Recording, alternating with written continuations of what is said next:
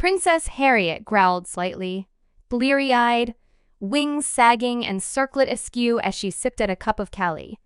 "Is there a reason you dragged me out of bed in the middle of the night, Captain?" Varlian nodded and quickly responded yes, and I fear the worst. "Computer, move the contents of Display 5 to Display 1.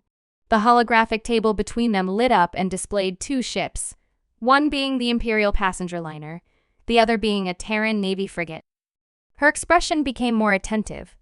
Wings up and ears forward. "Where's the rest of the escort?" "Gone." They turned off their transponders and refused radio hails as they left. "Did you try to stop them?" The dashing Cardigan tried to tractor the other frigate, but the two cruisers powered weapons in response. "We had no choice but to let them go. And this is why you don't trust Merce. Anything on sensors?" By now, the weight of the situation had shaken off her drowsiness completely, and she straightened both her clothing and her circlet as the captain responded. "Nothing between here and Trappist." "You're using civilian amplitudes?" "Of course. I'm authorizing a code violation. Fire the long range at full amplitude. Cook the antenna if you have to." He snapped to attention and saluted. "Immediately, Mom." After a brief chorus of overrides and passcodes, a heavy thump shook the ship, sending lights flickering and leaving a taste of copper in most people's mouths. The long-range sensors reported the breakers were blown in the transmitter, but the receiver was still picking up the ping as it returned nothing but space dust until reaching the edge of sensor range and lit up like a holiday tree, a full fleet hiding in the black. Moments after being lit up, the fleet fired up their engines. The dashing Cardigan hailed its partner, and a very angry human in a captain's uniform was on the other end of the call. "What the hell was that? Warn us next time, we just lost port-side sensors." "Sorry, Kenzie," Princess ordered an immediate deep field scan. "Forwarding what we found now." "Bloody hell, that's a lot of pirates." "Plan of action?" "None at the moment. I could use some of that human ingenuity if you have it to spare." "Give me a moment." "Take as much time as you need, but do know that at sublight, they'll be here in about 30 minutes. Kenzie studied the fleet at length, weighing his options, then seemed to come to some sort of conclusion, holding back a chuckle as a brilliant plan formed in his mind. "Right? I have no hope of taking on a fleet like that. They're here for Harriet, no doubts there. That means they want her alive. They won't risk destroying the Elysianite or knocking out life support. I need you to trust that what I'm about to do is in the interest of protecting the passengers. I'm going to dock the Cardigan. Details to follow in person. I don't trust this channel's encryption." The frigate docked at entirely unsafe speeds, but thankfully without incident. A tenuous tunnel of titanium tethering the vessels. As soon as the airlock doors opened, a flood of infantry came through, led by Kenzie himself. He was handed a communicator tablet by one of the officers, a channel already open to the bridge. But he just chuckled again, handing it back to them. "You wolves really don't understand OPSEC, do you? Your Merce escort was bribed and your route leaked. Consider all communications compromised, internal network included." He shoved the tablet back into their arms and marched up to the bridge as quickly as he could, calling the princess and the captain aside and speaking in hushed tones. "All right, here's the skinny. Cardigan's toast if it stays. There's no way it survives a full pirate fleet.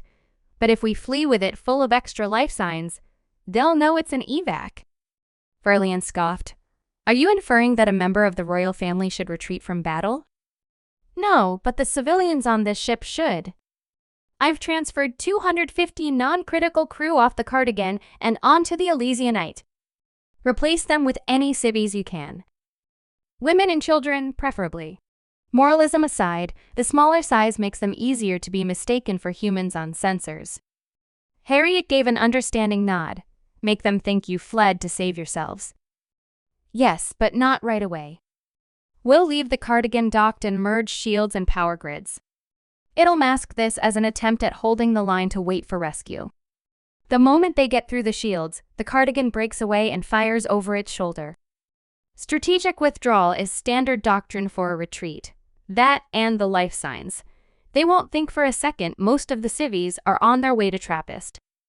Harriet gave a slow, defeated sigh, and the rest of us exact attacks of blood on them and go down fighting.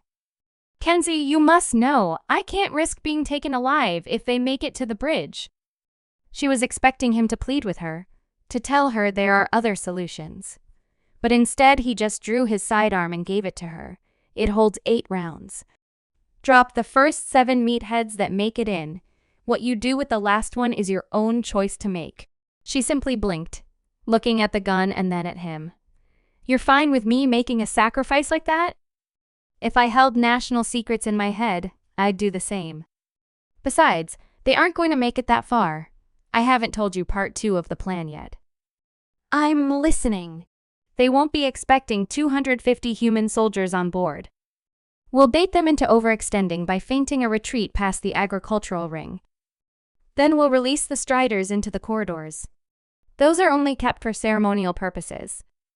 Using livestock in cavalry combat has been banned for nearly a century.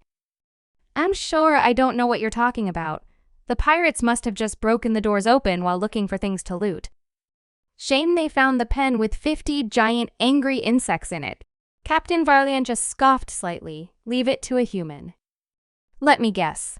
Once the striders are loose and blocking their retreat, that's when you, as your species says it, put the screws to them. No, that's when you put the screws to them. My men will have been waiting in the aftmost habitation ring, in the civilian shelters where the 250 we evacuated would normally be hiding. Sensors won't know it's us until we're already charging them. Then we need you to spin the ship. Harriet nodded. Centripetal force. Boarding rams use barbs. If their ship is being kept under tension, they can't unhook the passage. Do you think you can push through a choke point like that, though? Not normally, no, but when I say spin, I mean spin. Humans can operate with some limitations in gravity up to 2.5 galactic standard. It'll be hell for us, but we can stay on our feet while anybody else is flat on their ass. Varlian flitted an ear, clearly irritated. My men won't be able to endure gravity like that for very long before they start blacking out. How much of a time window will you need? Just long enough to push past the tunnel. Once we control that, we'll have a beachhead and we can lock it down. Harriet interjected. Except for the moment we stop spinning. One of their fleetmates blasts the ram and leaves a small number of your men stranded on a pirate ship. We should keep spinning instead. Varlian's gaze jerked towards her, but she continued before he could say anything. We're closer to the axis of rotation. It won't be as intense for us. We'll survive. You take their ship and you turn it on them. Those are your orders, Kenzie. Varlian just sighed and rubbed his brow, ears back and tail twitching with irritation as he called out, Helm, ETA on enemy contact? 5 minutes, sir. Merge shields with the dashing cardigan, then run calculations for a full ship roll. I need rotation speed for 2 standard gravity at the outermost decks, then prep all maneuvering thrusters. Aye, aye, sir.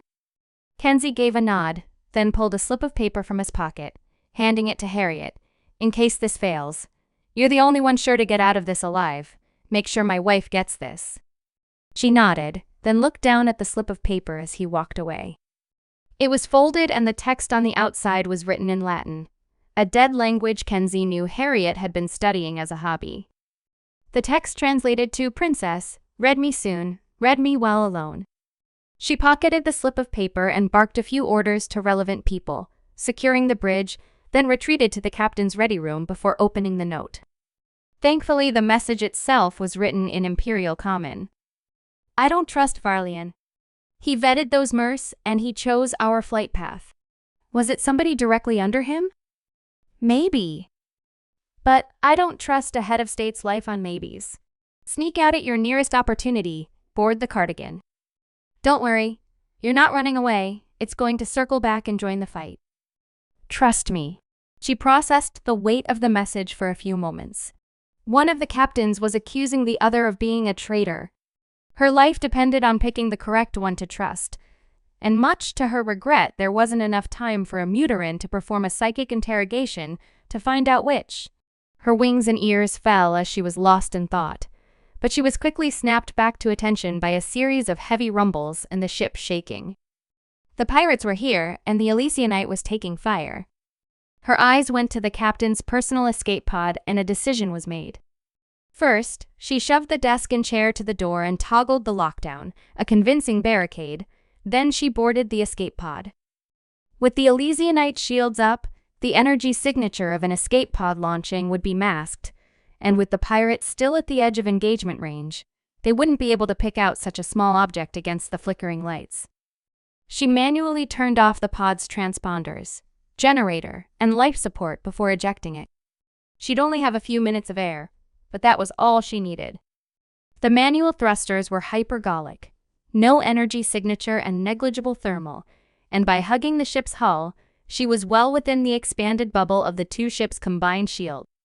There was no way for her to know whether she'd made a clean escape, but it was too late to turn back as she saw the shield starting to falter. She had to brace for impact as she thumped into the closed cargo doors of the Cardigan. She left the thrusters burning and prayed.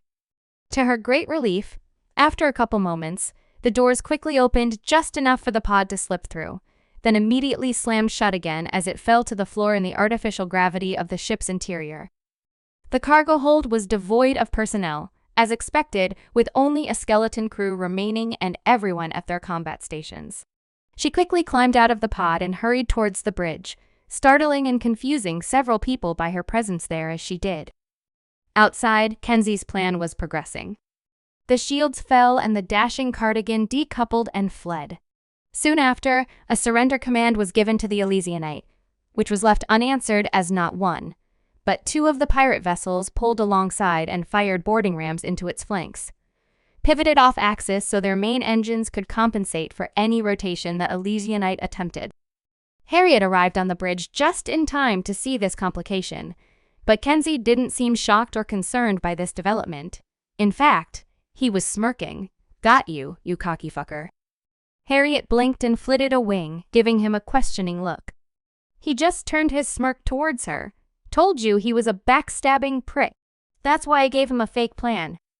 My team isn't in the civilian shelters, but a lot of biodecoys and explosives are." On the display, in the glare of cannons firing from the Cardigan's aft, there was a sudden series of explosions and the aft habitation ring broke free from the Elysianite, breaking into 4 pieces, 2 of them slamming into the pirate ships and causing massive damage. Then several bright plumes of flame erupted from the Elysianite's hull. They weren't the Elysianite's thrusters. They were payload assist modules covertly strapped on in a haphazard fashion. She wasn't the only one sneaking around in the veil of the shields. The ship tried to counter the rotation, showing that Varlian was indeed not planning on putting the ship into a spin. But it was useless. The modules were applying far more torque than it could compensate for, and soon it was in not a gentle spin, but an aggressive one, bending and warping the boarding rams on the 2 ships. One broke completely loose, and then soon after, so did the second. But besides stabilizing themselves, neither of the pirate ships was moving. There was a tense silence as Kenzie kept an eye on the rangefinder. Then suddenly one of the pirate ships began moving, turning its guns on the rest of its fleet. As soon as it did, he shouted, "Now!" And the helmsman wrenched the controls as hard as he could, whipping the Cardigan around and bringing all of its bowguns into line. Gunners firing as rapidly as they could as the ship fired all of its engines full force, reversing direction. A moment later, the second ship came to life as well and joined the fight. Instead of 1 against 6 now, it was 3 against 4. Much better odds. The fight was brutal but brief. At such close range and caught by surprise, the pirates weren't able to coordinate their fire. But Kenzie's men had their orders clear and straightforward, told to hit the largest ones first and work their way down the chain. To ignore damage control and focus everything on weapons, take them out before they have a chance to think of a counter-strategy. And it miraculously worked. Though one of the 2 captured ships was left a smoldering wreck for its efforts, most of the decks vented to space, and the few intact ones without proper life support. The moment the hail of fire stopped, the princess was on the comms. Furious. "This is Princess Harriet Fairweather to all hands on the Elysianite. Captain Varlian is hereby stripped of rank and remanded to the brig, effective immediately. If he resists, shoot him." She slammed the button to terminate the call before a response could come, and then took a slow, deep breath. before shouting, "Wings out," punching a wall several times, that tar-bound dishonorable mongrel. What motivates a man to do that? Kenzie shrugged. We'll find out once we're in Trappist. There's a Muterin temple there, right? Let the priestesses vivisect his brain. They'll figure out why he betrayed the Empire, and you'll get to watch him howling in pain the whole time. Everybody wins. Well, except for him. No. Whatever caused this betrayal, it cuts deep if it made a career captain with eyes on Admiralty throw it all away. I'm not trusting the Muterins to keep a lid on it this time. There's an AI that owes me a favor in Trappist, and she just so happens to be well-versed in scanning neurographs. I hope you don't mind if I vet her first. She nodded, looking down at her bloodied knuckles, massaging them a bit. Sorry about your wall. It's fine. Blue is a nice color for this place. What's the AI serial number? 2790. He hesitated, not typing the number in. 2790. That's the full serial? It's a very old favor. I bet. 2790. A number that low means she was around during the rebellion. You sure you can trust a machine that did something like that? About as much as I can trust space monkeys who forced synthetic life forms to such extremes for their own survival. How long have you been a captain, Kenzie? Touch. Get some rest, princess. We can handle rescue and cleanup from here.